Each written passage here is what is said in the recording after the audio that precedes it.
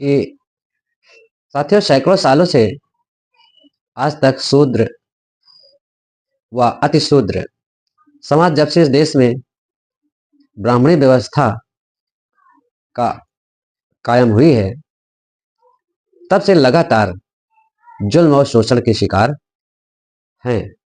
ये लोग हर तरह की यातनाओं और जुल्म तथा शोषण के शिकार रहे हैं और अपने दिन कष्टों से गुजारे हैं।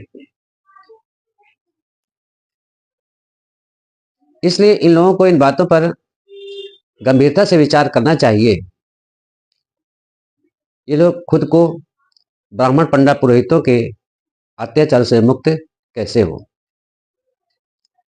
इस पर इन सभी को स्वयं विचार करना चाहिए।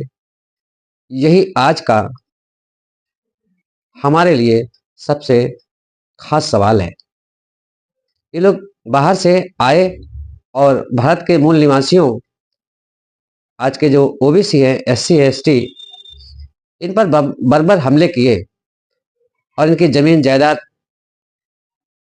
तथा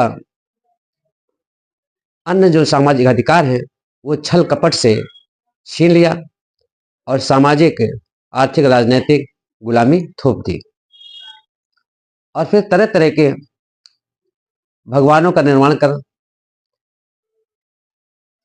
अपना, ताकि स्वार्थ सिद्ध होता रहे, बताने में कामयाब रहे, ताकि स्वार्थ सिद्धि होती रहे, ये बताने में कामयाब रहे।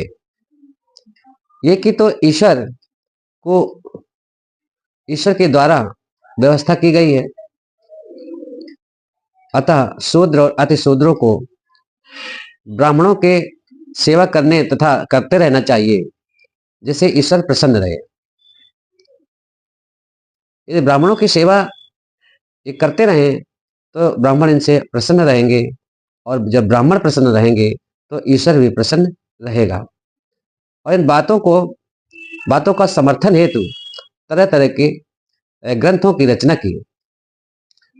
इन ग्रंथों में नीच अधर्मी जैसे शब्दों का प्रयोग भी किया और इन शब्दों के द्वारा इन समाज को अपमानित करने का भी काम किया।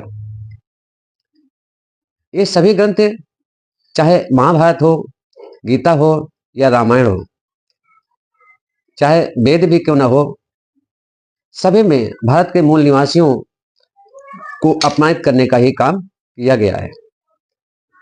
हम आप लोगों से पूछना चाहूंगा